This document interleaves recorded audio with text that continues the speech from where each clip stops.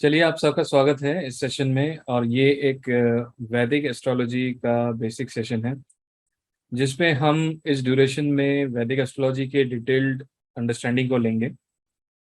सबसे पहले लोगों के दिमाग में ये होता है कि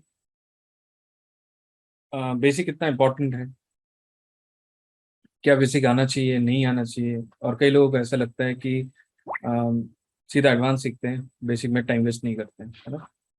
लेकिन क्या होता है कि बेसिक बहुत ज़रूरी है हर चीज़ में, चाहे आप एजुकेशन कर रहे हो किसी भी टाइप में। अगर आप किसी बच्चे को पढ़ा रहे हैं तो उस टाइम पे भी आप बार बार उसको यही बोलोगे, बेटा अपना बेसिक्स हमेशा स्ट्रांग रखना। लेकिन शायद जब हम खुद परस्यू करते हैं कोई भी नॉलेज को, और उस टाइम पे शायद हम सिर्फ और सिर्फ मतलब एडवांस एंड प्रिडिक्शंस पे ज़्यादा फोकस करते हैं। But I don't know why, because कई जगह आप भी गलत नहीं है, क्योंकि जो प्रिडिक्शन है इट इज़ रियली अट्रैक्टिव। और ये एक नशा भी है, क्योंकि जब आप प्रेडिक्शन कर देते हैं एक दो बार तो you also get into a situation where you want to predict more. और ये बिल्कुल भी गलत नहीं है। लेकिन कोई भी इंसान जब अ, बड़े ही आसानी से कुंडली को देख लेता है, समझ लेता है और कुछ ना कुछ बोलता है, तो इसका मतलब ये है कि कहीं ना कहीं उसने अपने बेसिक्स फंडामेंटल्स को हमेशा याद रखा है, और कहीं ना कहीं उसको उसने इग्नोर नहीं किया है। तो इसलिए बेसिक बहुत जरूरी है, ठीक है। लेकिन बेसिक सीखे तो क्या सीखे और कहाँ से शुरू करें, क्या कौन से सिस्टम के एस्ट्रोलॉजी से सीखें, ये भी कई बार दिमाग में आता है। लेकिन मुझे ऐसा लगता है कि हर एस्ट्रोलॉजी का जो मेन मदर है दैट इज वैदिक एस्ट्रोलॉजी। क्योंकि वैदिक एस्ट्रोलॉजी से ही सारे एस्ट्रोलॉजी निकले हैं। और चाहे आप किसी भी एस्ट्रोलॉजी को ले लें, चाहे आप नाड़ी की बात करें, चाहे आप केपी की बात करें, चाहे आप जेमिनी की बात करें, चाहे आप भृगु नंदी नाड़ी की बात करें, चाहे आप लाल किताब की बात करें, तो every astrology always says the primary reference is वैदिक एस्ट्रोलॉजी, है ना। तो इसका मतलब ये है वैदिक एस्ट्रोलॉजी कहीं ना कहीं अपने मतलब इंपॉर्टेंस तो रखता है। और जो चीज पहले आई है तो उसका डेफिनेटली उसका इम्पोर्टेंस है।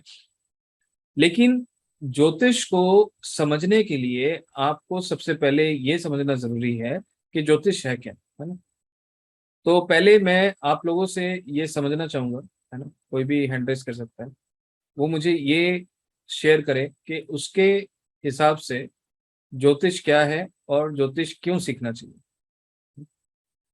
तो anybody can raise their hand, we will unmute them. Just want to share what is jyotish as per them, और क्यों ज्योतिष सीखना चाहिए। Anybody want to share? होगा। ओके। जी मनोज जी। नमस्कार सर। नमस्कार जी। तो जो जितना मेरे को समझ आया इस जर्नी में, जैसे मैं देखूं, मैं जुलाई से जुड़ा हूं। उससे पहले मतलब जो लाइफ के जो पैटर्न है, जो मतलब ठीक चीज़ें, मैं उनको हमेशा फॉलो करता आया हूँ। मतलब कि जो हम्म। सत्य का साथ देना और कभी किसी का बुरा ना करना। बट एस्ट्रोलॉजी के जुड़ने के बाद ना और बहुत गहराई में चीज़ें समझ आई हैं कि और किन किन चीज़ों की हमें रिस्पेक्ट करनी चाहिए। कैसे वैसे आपने वास्तु का एक चीज़ बोली थी, अभी मेरे वो हमेशा माइंड में रहती है। हर वस्तु में एक वास्तु है। हम्म। तो मतलब और उसमें एक ग्रह है जैसे। तो मैं वो कनेक्ट कर रहा था, जैसे बचपन में बोलते थे किसी चीज को पाँव ना लगाओ, क्योंकि भाई वो हम्म। एट द एंड एक ग्रह ही है, कोई वस्तु है तो ग्रह है। तो मतलब हम्म। ये डीप अंडरस्टैंडिंग और बड़ी है, और काफी कुछ और चीजें हम्म। समझने को शुरू हुआ है कि वे ऑफ लाइफ भी और चेंज हुआ उसके बाद मेरा, मतलब और हम्म। इम्प्रूवमेंट हुई है इससे। और हम्म। मतलब इसमें सर पूरा क्रेडिट आप ही को जाता है। आपने इतने अच्छे थैंक यू। से पढ़ाते हैं, आप इतना हम्म। डिटेल में समझाते हैं हम्म। कि पढ़ने में मजा आता है, इंटरेस्ट भी बढ़ता है। हम्म। और जैसे अभी आपने एक बात बोली ना अभी कि नशा हो जाता है, तो कल हम्म। एक्चुअली मेरे साथ हुआ। मेरे एक फ्रेंड है, उनको जॉब में कुछ वो हो रहा था, मतलब जॉब नहीं मिल पा रही थी कुछ टाइम से। तो हम्म। कल जैसे आपने ट्रांसलेट में हमें सिखाया, केतु का आप हम्म। सिखा रहे थे, तो मैंने उसका बाई चांस उस समय देखा। तो मैं आके फिर अपनी वाइफ को बोला कि मेरे को लग रहा है इसकी ना इंडस्ट्री चेंज होगी, मेरे फ्रेंड की। और आप सर हम्म। बिलीव नहीं करोगे, उसके आधे घंटे बाद उसका फोन आया और उसने मुझे कहा कि मैं इंडस्ट्री चेंज हो गई है उसकी। तो हम्म, मतलब वो बिलीव इतना बढ़ जाता है क्योंकि अपने सामने राइट सारी चीजें हो रही हैं। तो राइट। अच्छा है सर, बहुत मजा आ रहा है जुड़ के, बहुत जी सीखने को मिल रहा है, लाइफ में बहुत इंप्रूवमेंट हुई है। चलिए बहुत अच्छा है सर, आपका गुड। थैंक यू फिर से बहुत बहुत। Thank you thank you. Best wishes to you. Thank you sir. जी थैंक यू। दर्शक जी ये बताइए कि आपके नज़र में ज्योतिष क्या है और क्यों सीखना चाहिए ज्योतिष? देखिए सर, जब तक जिसको ज्योतिष का ज्ञान नहीं है वो तो ज्योतिष को समझता है भविष्यवाणी जी जी अब तक। लेकिन जी। ज्योतिष है जो ईश्वरी, ये ईश्वरी प्रज्वलन है, हम्म ज्योति ईश। और इसको जब से मैं जुड़ा हूँ ज्योतिष में, वैसे तो मैं 20 साल से इसको बेसिक मैंने ज्योतिष के साथ में, लेकिन कभी मैंने इसको गहराई से नहीं लिया। लेकिन आपके साथ जुड़ा हूँ और भी प्लेटफॉर्म, लेकिन आपके साथ जुड़ने के बाद में मुझे ज्योतिष की हम्म बहुत कुछ जानकारी मिली है। तो हम्म ज्योतिष मीन्स अपने आप को जाना, हम्म अपने आप को जाना और ग्रहों के साथ में अपने आप को हम्म एडजस्ट करना, वही ज्योतिष है। और अपना सही अपने आप को कर्म करना, तो हम्म। निश्चित तौर पर आपको ज्योतिष से भी फायदा मिलेगा भविष्य में। बिल्कुल बिल्कुल सही कह रहे हैं आप, बिल्कुल सही। जी सर। ठीक है sir, thank thank you. Thank Vandana ji. नमस्कार सर। जी आपके साथ रहते हुए ये समझ में आया सर, एस्ट्रोलॉजी में जो हमारा चार्ट है वो हम्म हमारे कार्मिक इम्प्रेशंस है, हम्म और उसके इम्पैक्ट को रेक्टिफाई करने के लिए हमको एस्ट्रोलॉजी के साइंस को समझना है, which we can lead a smooth life. जी डेफिनेटली। जी thank you. Thanks. Pradyumn ji. Sir प्रणाम सर। प्रणाम। ज्योतिष मतलब एक ऐसी चीज है जो कि हमारा हर चीज से जुड़ा हुआ होता है। हम्म हम लोग बचपन से भी जब भी कुछ करते थे, जैसे कि छोटे छोटे बच्चों में भी कुछ मतलब बोलते कि ये होना ही नहीं होना है, और हम्म दो दो उंगली पकड़ो, एक दो हम्म उंगली दिखाते हैं, एक उंगली पकड़ो कि कोई ये होने वाला है, और वो हो जाता है। तो हम मतलब बचपन से ऐसा ही बिलीव रहता है कि लोगों की कि ज्योतिष मतलब क्या होने वाला है आगे, ये सब की मतलब जो चाहत रहता है, ये सब हर चीज से जुड़े हुए होते हैं। हम्म मतलब हमारा जो बॉडी का हर पार्ट से लेकर हमारा जो जो जो चीज हमारा सराउंडिंग में रहते हैं, सब कुछ अपने आप एक दूसरे से जुड़ा होता है, और वो सब कुछ ग्रहों से जुड़ा होता है। ये सब को जानना ही ज्योतिष मेरा रिसर्च है। जी बिल्कुल सही, बिल्कुल सही।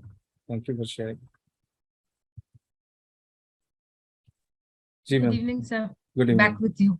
जी जी thank you very Sir, much. astrology basically, I feel it's a way of life. I've written in the chart also to learn, yes because a lot yes. of times what happens is that बहुत सारे planets conjunctions में होते हैं and all, वो तो है ही है, तुम्हारे birth time पे तुम पैदा ही हुए उसके साथ.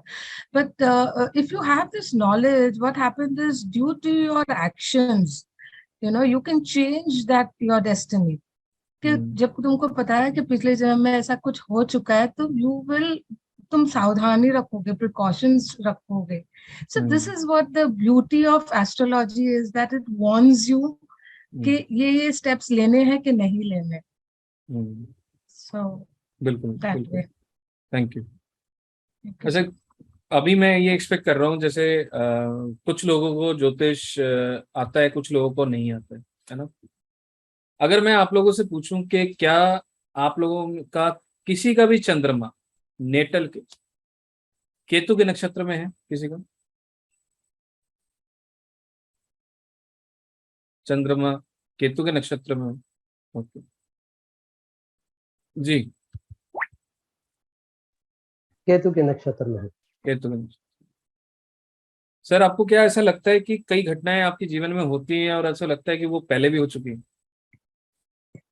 नहीं, ऐसा तो नहीं लगता। कई कई घटनाएं होने से रुक जाते हैं, चलते चलते कभी कभी ठीक हो जाते हैं, कभी कभी उसमें डिससेटिस्फेक्ट हो जाते डिसरेस्पेक्ट तो वो अलग चीज हैं। है ना? लेकिन आप ये नोटिस करना, जिनका भी चंद्रमा केतु के नक्षत्र में होगा, है ना, केतु जो है इंट्यूटिव पावर है ना? हाँ सर।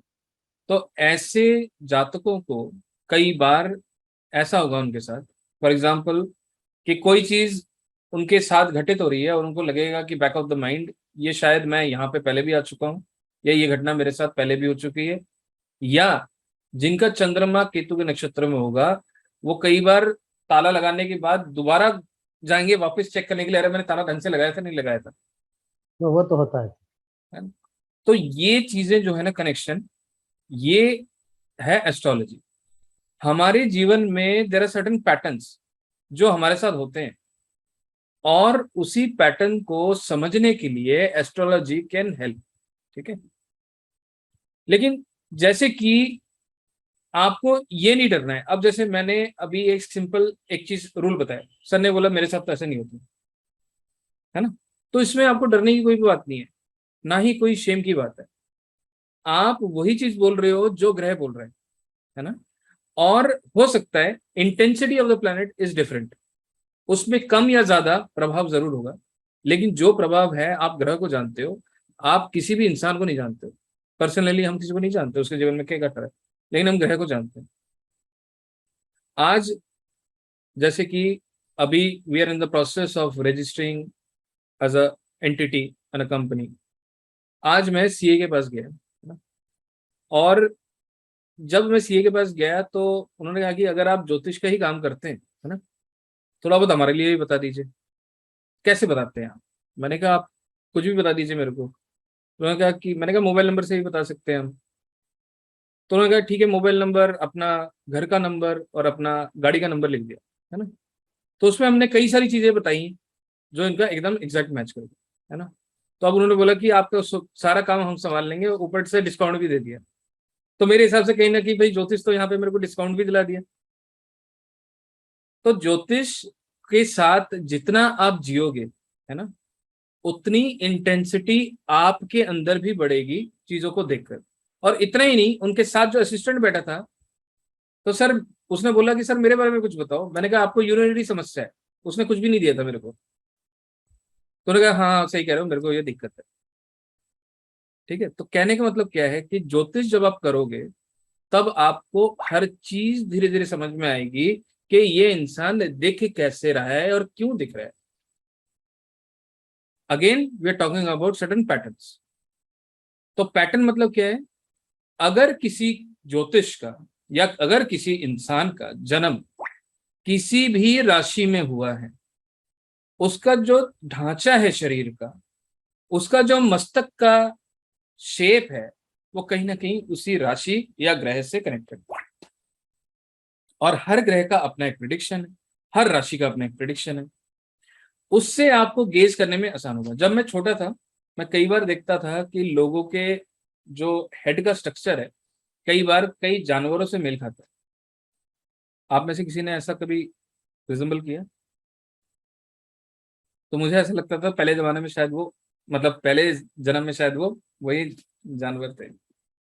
लेकिन क्या है कि कहीं ना कहीं वो क्यों रिजेंबल करता है? क्योंकि हर एक जानवर भी किसी न किसी ग्रह से एसोसिएटेड है। और राशियां भी अगर आप देखेंगे, वहां पे कई जगह कई जानवरों की आकृति बनी हुई है राशियों में। देखा आप लोगों ने ज़ोडिएक साइंस में? क्यों बने? कभी सोचा आपने ऐसा? अब जैसे हम टॉरस की बात करते हैं, चलो एरीज की बात करते हैं, एरीज से शुरू होता है, एरीज की बात करते हैं। उसमें जो साइन है वो किसका है? मेष की। मेष, मेष मतलब क्या है समझते हैं आप लोग? मेष, चैट में बताइए मेष का मतलब क्या होता है? रैम, बिल्कुल ठीक। तो उनका एक नेचर होता है। आपने देखा है कि दो कैसे लड़ते हैं ऐसे करके सर में लड़ते हैं, देखा आपने? दो भाग के आते हैं और दोनों का सर टकराते हैं, राइट? तो इसका मतलब उनका सबसे स्ट्रॉन्गेस्ट एरिया क्या है? सर, है ना। तो इसका मतलब जो मेष राशि होगा उसका कपाल या सर प्रोमिनेंट होगा, है ना। देखकर आपको वो चीज समझ आएगी। अगर मैं कहूं Taurus sign, again it is bull. आपने देखा बुल? तो टॉरस साइन वाले आज नहीं तो कल थोड़े बल्की फिजिक वाले हो जाएंगे। बुल कैसे होता है? स्ट्रॉन्ग बिल्ड दिखता है, बट जरूरी नहीं है अंदर वो ताकत हो, लेकिन स्ट्रॉन्ग बिल्ड दिखते हैं। तो हर राशि का फिजिकल अपीयरेंस होता है, ऐसे ही हर राशि का एक बिहेवियरल भी तरीका होता है कि मानसिक सोचने की शक्ति भी होती है। पहले जमाने में जब भी ज्योतिष को यूज किया जाता था, इंसान बस ये पूछता था कि मैं क्यों और किस लिए आया हूं।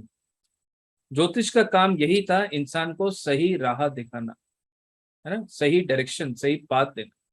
आज की डेट में भी हर इंसान सिर्फ और सिर्फ हमारे बताए हुए जो शिष्टाचार हैं, जो बचपन में हमने सीखे, उनको भी अगर आप फॉलो करते हो तो कहीं ना कहीं आपके जीवन में कई बुराइयां जो हो रही हैं, कई परेशानियां जो हो रही हैं, वो कहीं ना कहीं कमी में आ जाएंगी।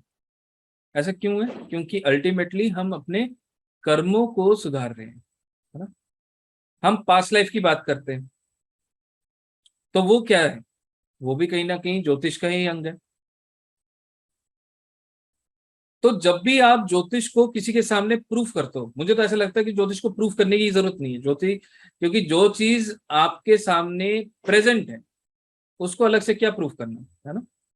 लेकिन कई बार कई लोग ये समझते हैं कि ज्योतिष काम नहीं करता, और ऐसे ही कई बड़े बड़े स्पीकर्स रहे हैं इस पूरे विश्व में जो कि ज्योतिष के खिलाफ उन्होंने कई सारे बातचीत करी। लेकिन मैं ये मानता हूं, किसी भी टॉपिक के ऊपर अगर किसी को बोलना है तो पहले जरूर उस टॉपिक को जानना परखना चाहिए, है ना। बिना जाने बिना परखे किसी भी टॉपिक के ऊपर किसी को ऐसे बोलना नहीं चाहिए। अगर मुझे कोई बोले कि भाई आज आपको एक एक पर्टिकुलर मेडिकल टर्म के बारे में आप बताएं कि ये ऐसा सही है गलत है, जिसको मेरी नॉलेज नहीं है, मैं क्यों जाकर उसको समझा, राइट। तो इसका मतलब सबसे पहले हमें एक चीज की नॉलेज लेनी चाहिए। नॉलेज लेके मुझे पता चलेगा कि क्या वो काम करता भी है या नहीं करता है। बिना नॉलेज के किसी के ऊपर या किसी चीज के ऊपर कमेंट करना वो सही नहीं है। इसलिए सबसे पहले आप खुद ज्योतिष को सीखें। अब बात होती है कि क्या ज्योतिष कुछ 100 ईयर्स पहले आया या कब आया? ज्योतिष की उत्पत्ति कब हुई? ज्योतिष की उत्पत्ति जब से ये ग्रह मंडल है तब से हुई। कहा यह जाता है ब्रह्मा जी ने ये पूरे विश्व को रचा, ठीक है। जब विश्व को रचा गया तब हर ग्रह को उन्होंने एक ड्यूटी दी कि हर ग्रह का कोई ना कोई एक कार्य होगा, उन कार्यों को उनको करना है। तो अल्टीमेटली जब सृष्टि का रचय हुआ तब हर ग्रह अपने अपने पोजीशंस पे आ गए, और उस पोजीशंस पे दिन हो या रात हो, वो अपनी ड्यूटी आज भी कर रहे हैं, आगे भी करेंगे, बिना रुके बिना थमे। लेकिन सबसे इंटरेस्टिंग बात यह है कि जैसे कि इंसान कई बार अपने काम करने के बाद सोचता है कि बस अब थोड़ा आराम कर लूं, लेकिन ग्रह कभी आराम नहीं करते, उनको हमेशा अपना काम करते रहना पड़ता है। They don't have any break, है ना। एस्ट्रोलॉजी कई बार लगता है बहुत इजी है, और वो है भी। वो तब इजी है जब आप उसके साथ उठते बैठते हैं। अब उठना बैठना कैसे होता है जी? मुझे पता है जब मैं एस्ट्रोलॉजी सीखता था उस टाइम पे, अभी भी सीख रहा हूँ, ऐसा नहीं कि नहीं सीख रहा हूँ, उस टाइम पे मैं कई बार कोई घटना होती थी मैं तुरंत कुंडली बना के चेक करता था ये कौन से ग्रह की वजह से हुई, ये कैसे हुआ। जैसे कि मुझे पता है कि मेरे को कौन से दिन चोट लगनी है ना। जिस दिन चंद्रमा केतु के नक्षत्र जाता है उस दिन मेरे को चोट लगती है ना। कई बार हुआ है मेरे को, गाड़ी से सर पे चोट लग गया या कहीं पे भी लग गया, तो मैं उस दिन को हमेशा कॉशियस रहता हूँ। तो इसका मतलब क्या हुआ?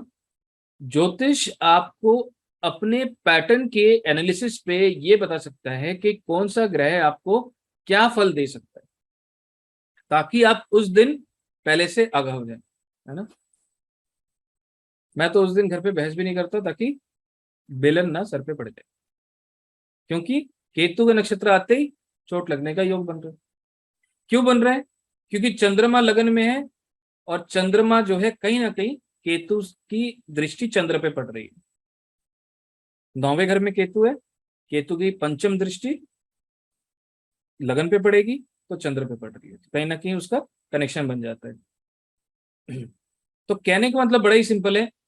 ये सारी चीजें हम समझने की कोशिश करेंगे कि ये दृष्टि क्या होती है, राशि क्या होते हैं, ग्रह क्या होता है, राशियों के अलग अलग तरीके होते हैं। अब जैसे कुछ मैंने नोट्स बना रखा है, ये नोट्स आप लोगों को मिलेगा जब ये कोर्स करेंगे।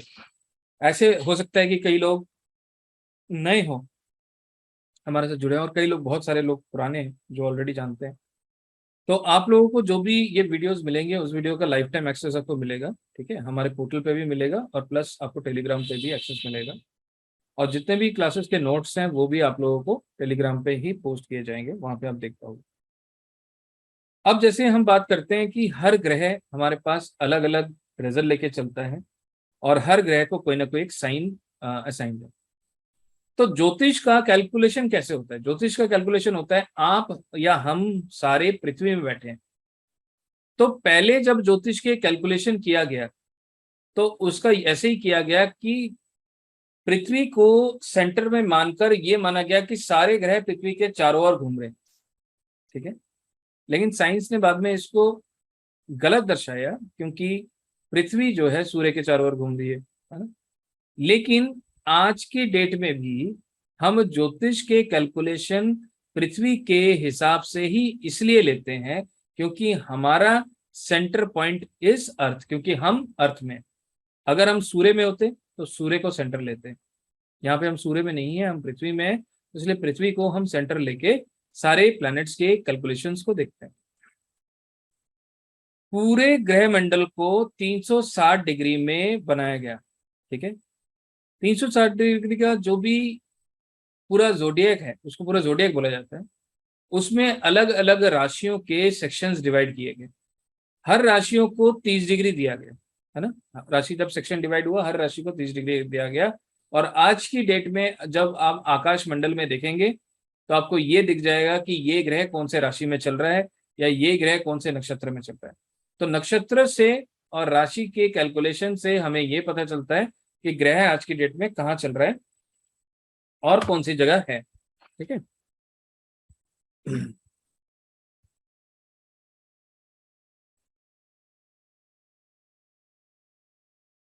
तो जब भी हम ज्योतिष को सीखते हैं तो सबसे पहले हमें ये पता होना चाहिए कि हमें कुंडली कैसे बनानी है, ठीक है।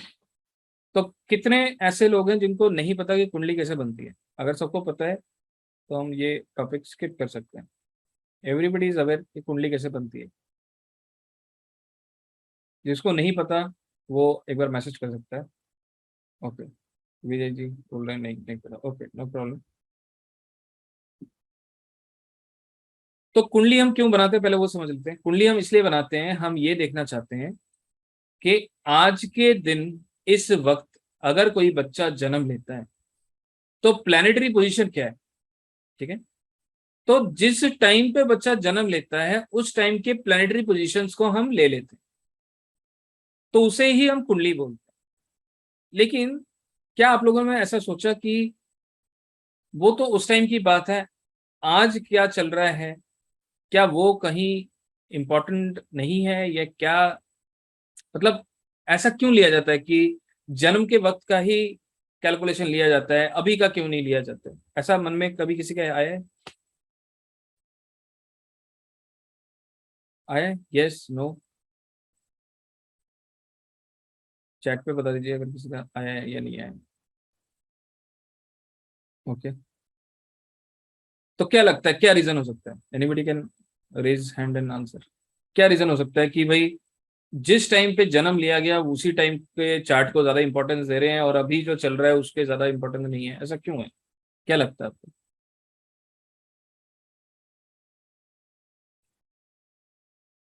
बता सकता है कोई कोशिश कर सकता है? एनीवन?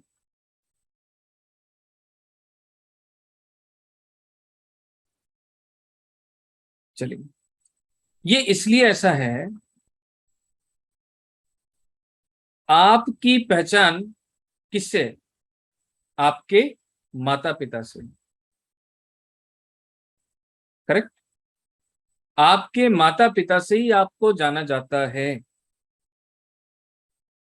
बाद में इंसान अपने कर्मों से अपनी पहचान बनाता है, वो बात अलग है। लेकिन इसका मतलब ये है,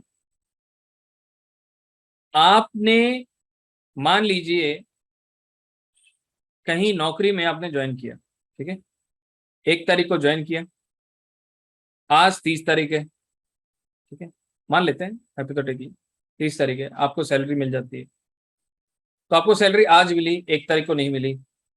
आपको सैलरी आज इसलिए मिली क्योंकि आपने 1 तारीख से काम किया अब तक, तब जाके सैलरी मिली। किसी भी चीज की जो शुरुआत है वो सबसे ज्यादा इंपॉर्टेंस प्ले या रोल प्ले करती है। स्टार्टिंग के शुरुआत कब हुई किसी भी चीज की। कभी भी किसी डॉक्टर के पास भी जाओगे, डॉक्टर यही सेंस करने की कोशिश करेगा कि आपको ये समस्या कब से आ रही है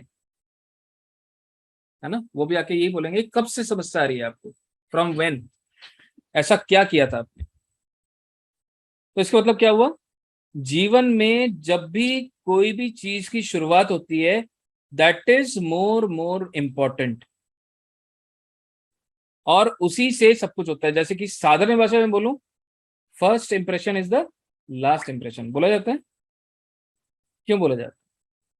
क्योंकि जो शुरुआत है इट इज ऑलवेज इंपॉर्टेंट। ज्योतिष में मुहूर्त का बहुत इंपॉर्टेंस है, मुहूर्ता जिसे कहते हैं, मुहूर्त का बहुत इंपॉर्टेंस है। क्यों इंपॉर्टेंस है? क्योंकि आप बस यही चाह रहे हैं कि कोई शुभ कार्य मैं कर रहा हूं या कर रही हूं, एक सही वक्त पे शुरू करूं। क्योंकि सही वक्त पे ही शुरू करने से काम की जो कंप्लीशन है वो पॉजिटिव हो सकती है।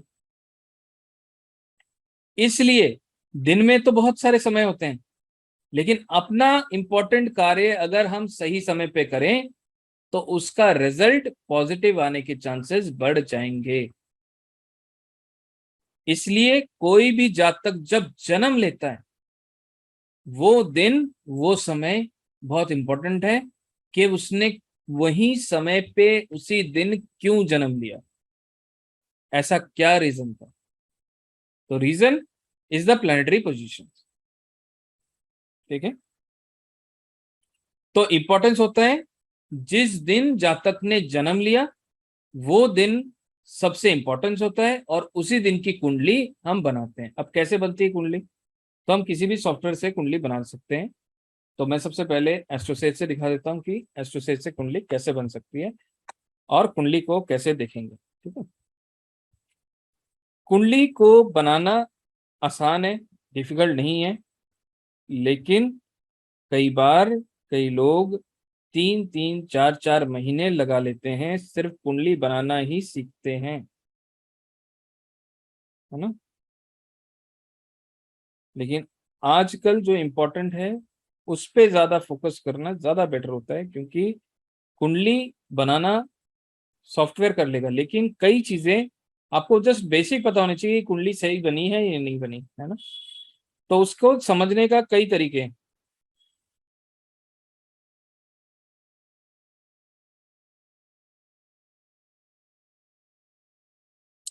तो सॉफ्टवेयर में आप एस्ट्रोसेज यूज कर सकते हो, ठीक है। एस्ट्रोसेज एक फ्री सॉफ्टवेयर है, और उसमें जब आप यूज करोगे तो उसमें कुंडली कैसे बनाया जाएगा, कहाँ कहाँ क्या क्या देखा जाएगा, थोड़ा बहुत मैं आपको सॉफ्टवेयर का आइडिया दे देता हूँ। ये एक फ्री सॉफ्टवेयर है। तो सबसे पहले आपको कुंडली बनाने के लिए आपको एस्ट्रोसेज सॉफ्टवेयर आप इंस्टॉल कर लो। अगर आपके पास, मेरे ख्याल से ये एप्पल में और ये सॉफ्टवेयर दोनों में ही अवेलेबल है, ठीक है, एंड्रॉयड में, तो ये आप इंस्टॉल कर सकते हो। उसके बाद आपको क्या करना है, जैसे ही ये सॉफ्टवेयर ओपन हो जाएगा उसके बाद आपके पास ऑप्शन आएगा कुंडली का, ठीक है। तो आप कुंडली के ऑप्शन को यहाँ पे क्लिक कर सकते हो। जैसे ही आप क्लिक करोगे तो यहाँ पे आपके पास ऑप्शन आएगा न्यू कुंडली का। तो यहाँ पे आपको कुंडली के डिटेल्स डालने हैं, ठीक है। मान लेते हैं कोई भी डिटेल है, किसी का भी है ना, तो किसी भी उनको लेते हैं जो एकदम नए हैं, जिनको नहीं आता कुंडली बनाना, है ना। They can raise their hand, जिन्होंने चैट पे बताया था उनमें से कोई भी अपना हैंड रेज कर सकता है। जिन्होंने बताया था कि, अच्छा, अर्चना शुक्ला जी, विजय, दोनों में से कोई भी हैंड रेज कर सकता है, ठीक है। अब अर्चना जी आप अनम्यूट कर लीजिए। हाँ जी सर। जी, तो सबसे पहले ये बताइए, आपको कोई आपत्ति तो नहीं है अगर आप अपनी कुंडली यहाँ पे बना रहे हैं, अपने date of birth detail share कर रहे हैं, तो उसमें कोई इशू तो नहीं है आपको? नहीं नहीं नहीं सर, नहीं सर, कोई आपत्ति नहीं है सर। ठीक है, तो हम ये देखते हैं कि कुंडली कैसे बनाई जाती है। आपकी कुंडली बनाते हैं हम यहाँ पे। हाँ जी। तो सबसे पहले हमने इनका नाम डाल दिया, स्पेलिंग है ARCHANA, है ना, ARCHANA। ठीक है जी, तो डेट ऑफ बर्थ बताइए जी। 11th मार्च। तो यहाँ पे आपको क्या करना है, जब भी आप इस डेट के सेक्शन को क्लिक करोगे तो ये टॉगल ओपन हो जाएगा। तो इन्होंने कहा 11 मार्च, तो मैं मार्च का महीना सिलेक्ट कर लेता हूँ, स्क्रॉल करके 1980। जी। And now we will go to the year. आप इसको स्क्रॉल करके 1980 पे जा सकते हैं और इसको सेट कर दीजिए। ठीक है, यहाँ पे डेट सिलेक्ट हो गया। अब नेक्स्ट आपको क्या करना है, आपको यहाँ पे टाइम को सिलेक्ट करना है। टाइम बताइए जी। 2:30 AM, रात के 2:30 बजे सर। जी, रात के 2:30 बजे मतलब सुबह का टाइम होगा, तो हम इसको 2:30 करेंगे। और ये जो टाइम चल रहा है ये 24 आवर्स टाइम फॉर्मेट में चल रहा है, तो 2:30 बताया ना आपने? हाँ जी हाँ जी सर। 2:30, और इसको सेकंड्स को भी 0 कर लेंगे।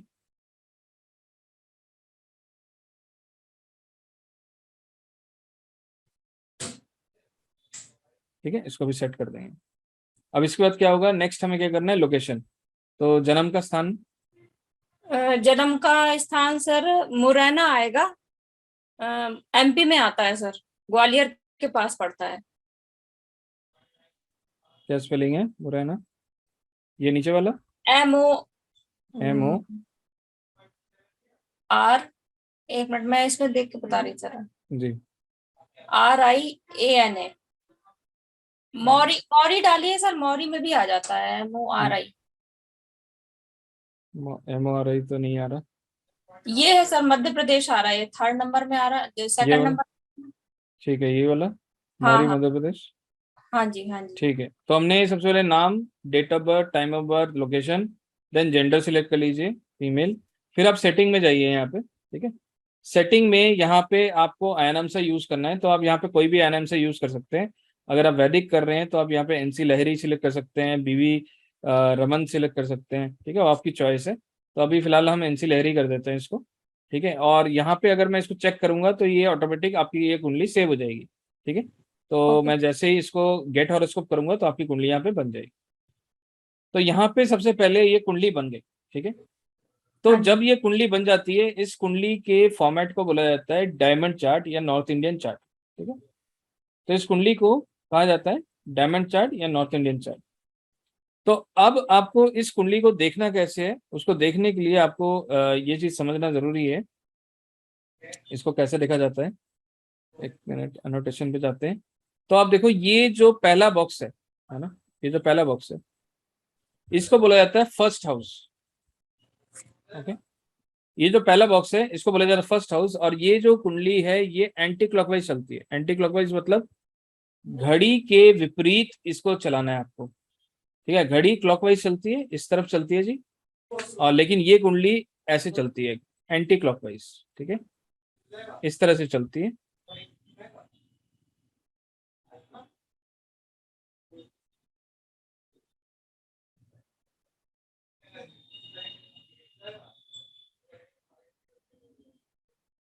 ठीक है, ये ऐसे चलती है। ठीक है, मैं इसको दोबारा क्लीन करता हूँ, स्टॉप एनोटेशन।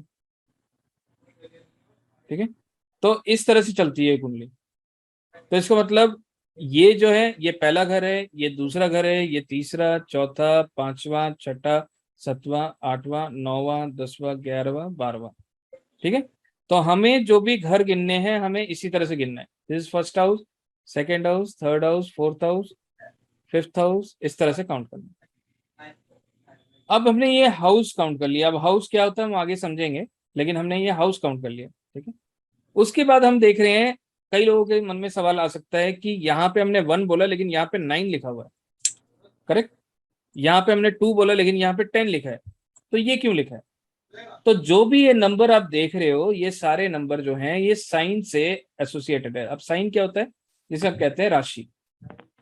तो पहले घर में कौन सी राशि पड़ रही है, तो हमें दिख रहा है 9वीं राशि पड़ रही है। ये 9वीं राशि क्या होती है, हम आगे इसको समझेंगे।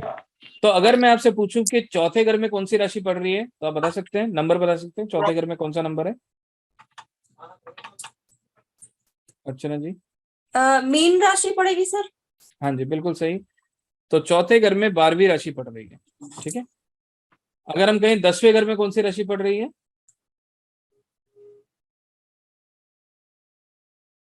अगर हम 10वें घर में काउंट करें 1 2 3 4 5 6 7 8 9 10, नंबर कन्या। 6 राशि, ठीक है। कन्या वर्गो है क्या सर? जी जी जी, वर्गो है, ठीक है। तो कहने का मतलब ये है कि आपको राशियां ऐसे देखनी है, ठीक है, कि कौन से घर में कहाँ कौन सी राशि पड़ी है। अब हमने ये राशियां तो देख ली, लेकिन हमें ये समझ नहीं आया कि ये राशियां कहीं ना कहीं किसी न किसी ग्रह से, और इस राशि का कोई ना कोई नाम होगा जिनको हमें जानना चाहिए। लेकिन सबसे पहले हमने जो हाउसेस की बात करी, अब हाउस का मतलब क्या है? देखिए, जब भी हम ज्योतिष सीख रहे हैं वहां पे आपको ये ध्यान देना है, वैदिक ज्योतिष में इस हाउस को क्या बोला जाता है? उसको बोला जाता है भाव, भाव या भावा, ठीक है। अब इसका मतलब क्या है? इसका मतलब है, भाव का मतलब है एक्सप्रेशन। आज की डेट में अगर आप किसी से मिलेंगे, किसी को देखेंगे, किसी को जानेंगे, तो उसके भाव से उसको समझने की कोशिश करेंगे। क्या उसका स्वभाव अच्छा है? क्या उसका स्वभाव बुरा है? क्या वो इंसान सेल्फिश है? क्या वो इंसान मदद करने की भावना रखता है? क्या वो इंसान गुस्से वाला है ना? तो कहने का मतलब bhav is all about expressions. तो एवरी भावा और houses are known as, they are going to express something. मतलब हर भाव कोई ना कोई कारकत्व या कोई ना कोई चीज बतलाता है। लेकिन मैं अगर हाउस की बात करूं तो house doesn't have any expressions. House का मतलब कुछ और है, लेकिन भाव का मतलब कुछ और है। तो भाव का मतलब क्या होता है? It is means expressions. फिर हमने बात करी कि जैसे हम भाव सुना या हाउस सुना, वैसे ही एस्ट्रोलॉजी में कुछ प्लैनेट्स भी होते हैं।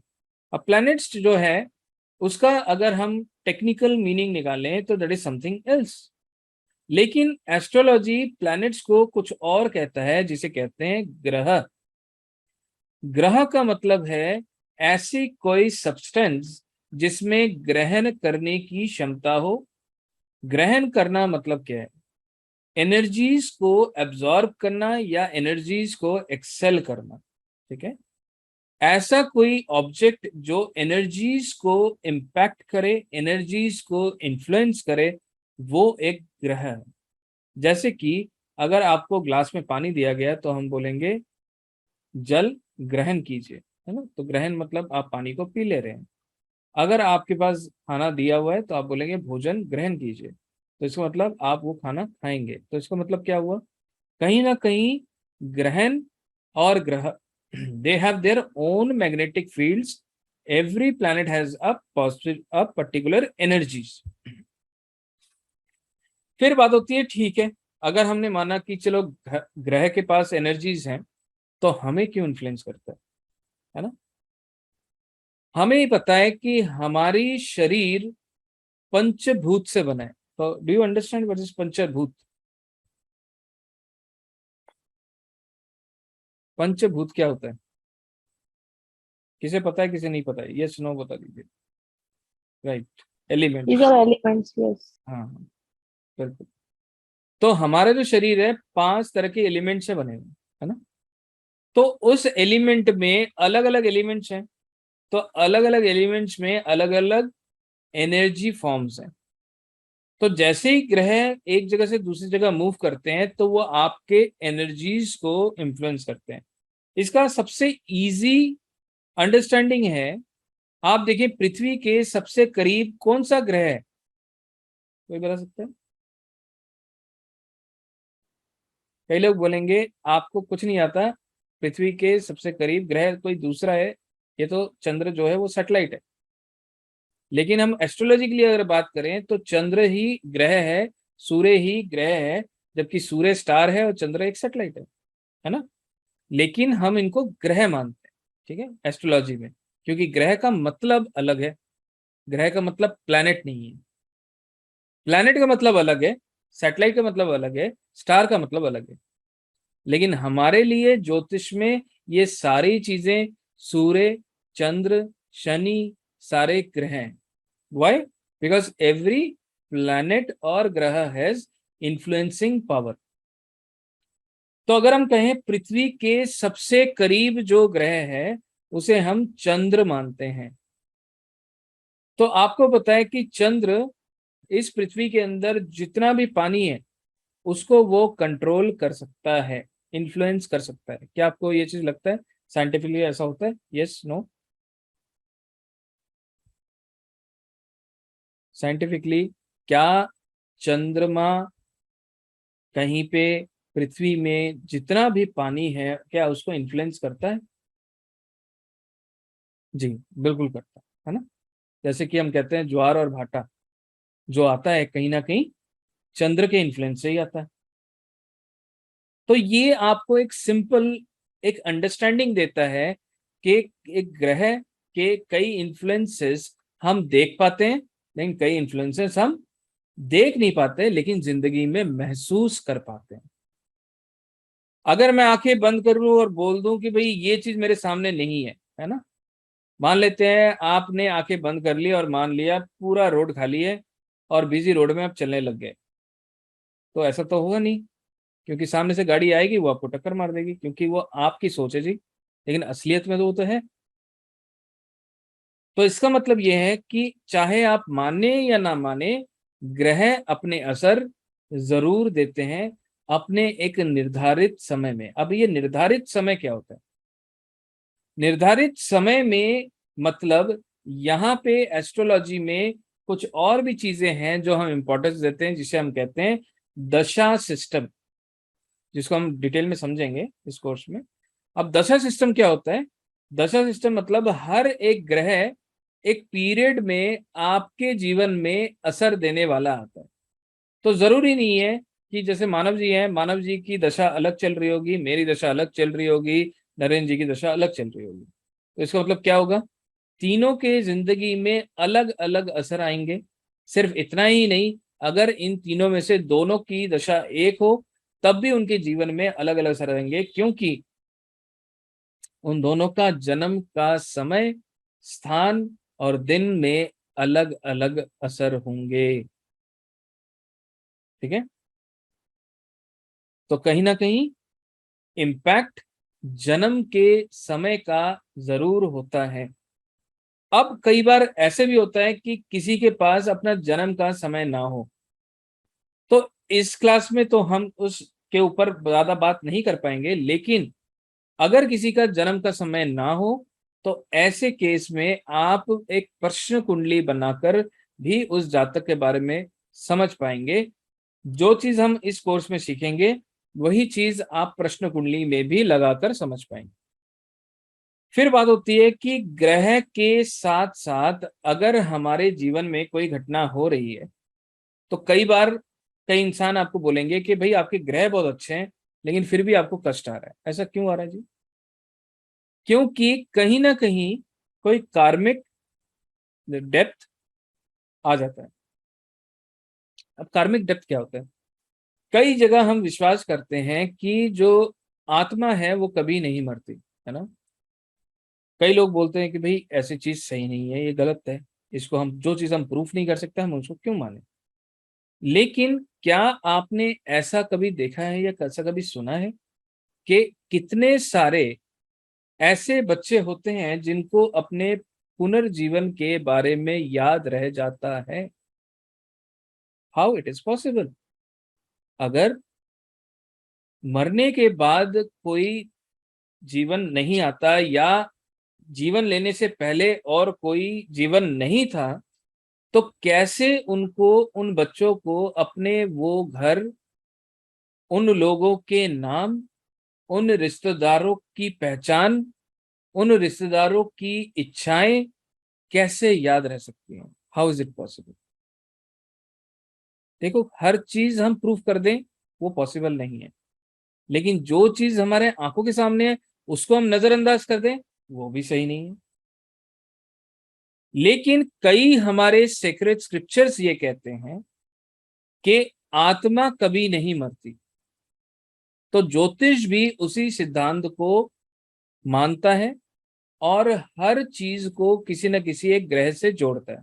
जैसे कि ज्योतिष में हम सूर्य को आत्मा से जोड़ते हैं, क्योंकि हमें ये लगता है Surya is a pure planet and atma is also a pure, the purity is 100%।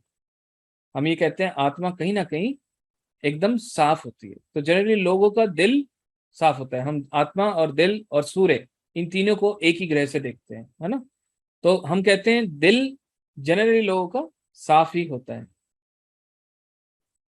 लेकिन अगर मैं कहूं कि जीवन में हमें दिक्कत कई बार प्लानिटरी पोजीशन ठीक होता है तब भी आती है, क्यों आती है? क्यों न क्यों हम कोई ऐसे कार्य इस जीवन में कर लेते हैं वो कहीं ना कहीं हमें इम्पैक्ट करते हैं, और हमारे पिछले जन्म के कार्य भी हमें कहीं ना कहीं इम्पैक्ट करते हैं, क्योंकि हम उनको एज अ कार्मिक डेप्थ मानते हैं, है ना। कई बार आप देखेंगे कई लोगों ने कुछ भी नहीं किया होता, या कई बच्चे, एकदम छोटे बच्चे जन्म लेते हैं और जन्म के साथ ही किसी वजह से वो इस दुनिया से चले जाते हैं। ऐसा क्या किया उन्होंने? ऐसा क्या किया? कुछ भी नहीं किया उन्होंने। लेकिन हम ये मानते हैं कि कहीं ना कहीं पिछले जन्म के कोई ना कोई पाप हैं जो उनको ये पीड़ा दे रहे हैं। और साथ ही में आप ये मत समझना कि आप जीवन में अगर कुछ झेल रहे हैं तो आपके परिवार के सदस्य वो नहीं झेलेंगे, ऐसा कभी नहीं होता। अगर आप दुखी हैं तो आपके परिवार वाले केक काट रहे हैं, ऐसा कभी नहीं होता।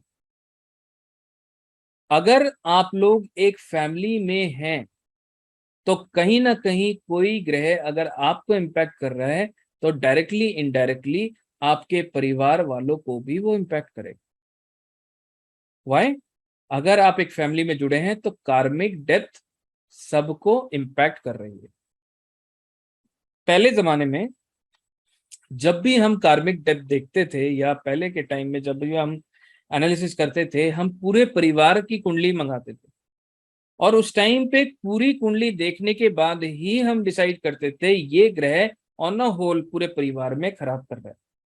और ये चीज आप देखना, जब हम आगे बढ़ेंगे या जब हम और एस्ट्रोलॉजी की मतलब नॉलेज को डेवलप करेंगे, उस टाइम पे आप ये देखना कि आज, जैसे मैं नाम नहीं लूंगा, जैसे आज मेरे पास कोई कंसल्टेशन आया तो उनके दोनों बेटियों के मैरिड लाइफ में कोई ना कोई समस्या आई, तो अगर वो आ रही है तो कहीं ना कोई एक कार्मिक डेप्थ तो है उनके परिवार में, जो उनको भी आई और उनकी बड़ी बेटी को भी आई और कहीं ना कहीं उनके छोटी बेटी को भी आई। तो वो कार्मिक डेप्थ है ना, और वो एक ही परिवार में। ऐसा भी होता है, कहा यह जाता है, एस्ट्रोलॉजी ये कहता है कि माता पिता के भी कर्म बच्चों को झेलना पड़ता है। तो इसका मतलब क्या हुआ? जिस परिवार में आप जन्म ले रहे हैं वो भी कहीं ना कहीं किसी रीजन से ले रहे हैं आप। एक बच्चा एक ही समय पे जन्म लेता है टाटा बिरला के घर में, और एक ही बच्चा एक ही समय पे जन्म लेता है एक रिक्शे वाले के घर में। ऐसा क्यों है? कुछ ना कुछ तो डिफरेंस है कर्मों में। हम तो बोल देते हैं मतलब ये बच्चा जो पैदा हुआ विद सिल्वर स्पून, लेकिन क्यों भाई? कोई ना कोई पिछले जन्म के कार्य हैं जो यहाँ पे डिफरेंसेस पैदा करते हैं, है ना। तो इसका मतलब क्या है कि ये जन्म और पिछले जन्म और आने वाले जन्म, इन तीनों को एस्ट्रोलॉजी मानता है और समझता है। लेकिन बार बार ये कह रहा हूं कि कई चीजों को हम प्रूफ नहीं कर सकते, तो हम क्या चाहते हैं एस्ट्रोलॉजी के द्वारा? इस जन्म को सुधारें, पिछले जन्म के कर्मों को सुधारें, और आने वाले जन्म को सुधारने की कोशिश करें। This is the main importance of understanding the knowledge of astrology and वैदिक एस्ट्रोलॉजी, बिकॉज द वैदिक astrology is connected with Karma theory, and the Karma theory says पिछले जन्म के कर्म, इस जन्म के कर्म और आने वाले जन्म के कर्मों को सुधार लेना ही ज्योतिष का मेन उद्देश्य है। Are able to understand? अगर समझ आ रहा है तो यस लिखेंगे। ज्योतिष का काम सिंपल है, वो आपके इस जन्म को, पिछले जन्म को और आने वाले जन्म को सुधारने की क्षमता आपको देता है अच्छे कार्यों के द्वारा। फिर बात होती है कि हम कैसे देखें कि कौन से ऐसे कार्य हैं जिससे हमारे जीवन सुधरेंगे। तो इट इज वेरी इजी कि आपके कौन से ग्रह खराब है, तो वही चीजें हम बेसिक में पूरे समझेंगे कि राशियां क्या है, कौन से ग्रह खराब हैं, कौन से ग्रह की वजह से क्या इम्पैक्ट आ रहा है, उसको कैसे समझेंगे। तो अभी जैसे हमने एक छोटा सा एग्जांपल समझा कि कुंडली कैसे बनती है, तो मैं एक बार ड्रॉ करके भी आप लोगों को बताता हूं कि कौन कौन से ग्रह होते हैं हमारे पास। तो अगर हम ग्रह और राशि के बारे में बात करें तो सबसे पहले हम बात करेंगे, हमारे पास 7 नहीं 9 ग्रह होते हैं, है ना, 9 प्लैनेट्स, और हमारे पास 12 राशियां होती हैं। ठीक है जी। ये 9 ग्रह हैं जो हमारे बोले गए हैं। तो शुरू होता है सूर्य से, सूर्य, चंद्र, मंगल, बृहस्पति, शनि, बुध, शुक्र, राहु, केतु। ठीक है, ये सारे ग्रह हमारे पास हैं। और हमारे पास राशियां हैं। राशि कौन कौन सी हैं? हमारे पास है एरीज, 12 राशि हैं, Aries, Taurus, Gemini, Cancer, Leo, Virgo, Libra, Scorpio, Sagittarius, Capricorn, Aquarius, Pisces. ठीक है जी। तो इसका मतलब क्या है, ये सारी राशियां कहीं ना कहीं एसोसिएटेड है ग्रहों के साथ। तो अगर मैं कहूं सूर्य के पास नंबर 5 साइन है विच इज कॉल्ड लियो, चंद्र के पास नंबर 4 साइन है जो कि कैंसर, मंगल के पास 2 साइन है, one is 8, Aries and Scorpio. Jupiter के पास भी 2 साइन है, एक 9 एक 12। तो एक है सजिटेरियस और एक है पाइसिस। सैटर्न के पास भी 2 है, एक है कैप्रिकॉन, एक है एक्वेरियस। बुध के पास भी 2 है, एक है जेमिनाई और एक है वर्गो। शुक्र के पास भी 2 है, एक है लिब्रा और एक है टॉरस।